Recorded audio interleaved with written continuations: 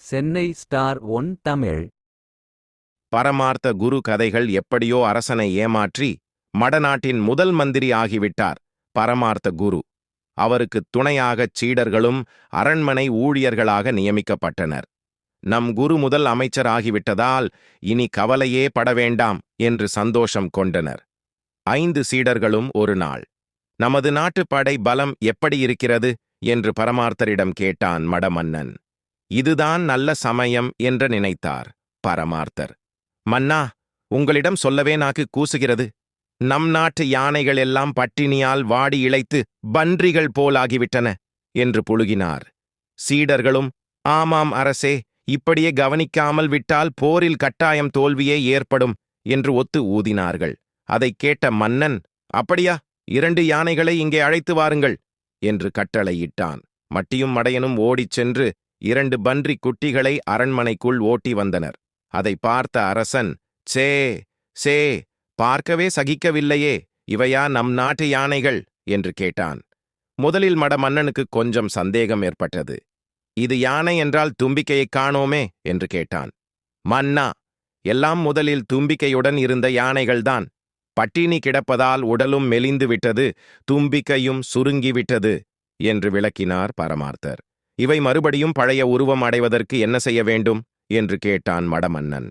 மன்னா, இன்னொரு விஷயம், அதையும் பாருங்கள், பிறகு வைத்தியம் சொல்கிறோம் என்றார் குரு. நமது நாட்டுக் குதிரை படைகளும் இதேபோல் இளைத்து விட்டன, எல்லாம் ஆட்டுக்குட்டிகள் மாதிரி ஆகிவிட்டன என்றான் மூடன். அப்படியா? வியப்பாக இருக்கிறதே, என்ன செய்யலாம் சொல்லுங்கள் என்றான் மன்னன். மன்னா, நாங்கள் அருமையான திட்டம் ஒன்று வைத்துள்ளோம். அதன்படி 1000 பொற்காசுகள் செலவாகும்.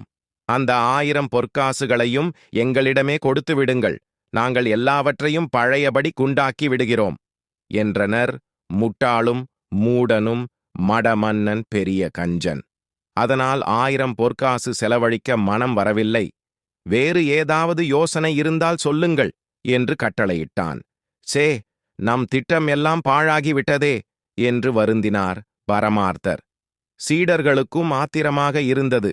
அரசே, எல்லா யானைகளையும் குதிரைகளையும் நாட்டில் உள்ள வயல்களில் மேய விடுவோம், கொஞ்ச நாளில் சரியாகிவிடும் என்றான் மண்டு.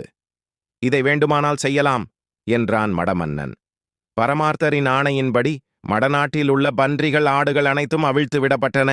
எல்லாம் சேர்ந்து கொண்டு குடிமக்களின் வயல்களில் சென்று மேயத் தொடங்கின.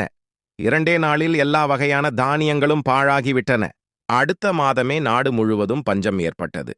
பல பேர் சோற்றுக்கே வழியில்லாமல் இறந்தனர். பரமார்த்தரும் சீடர்களும் ஒரு பயனும் இன்றி தண்டச்சோற்று தடியன்களாய் இருப்பதைக் கண்ட மன்னன் எல்லோரையும் விரட்டி அடித்தான். அடடா, எப்படியாவது 1000 பொற்காசுகளைச் சம்பாதித்து விடலாம் என்று நினைத்தோம். கடைசியில் இப்படி பாழாகிவிட்டதே என்று புலம்பியபடி பழையபடி மடத்துக்கே திரும்பினார்கள்.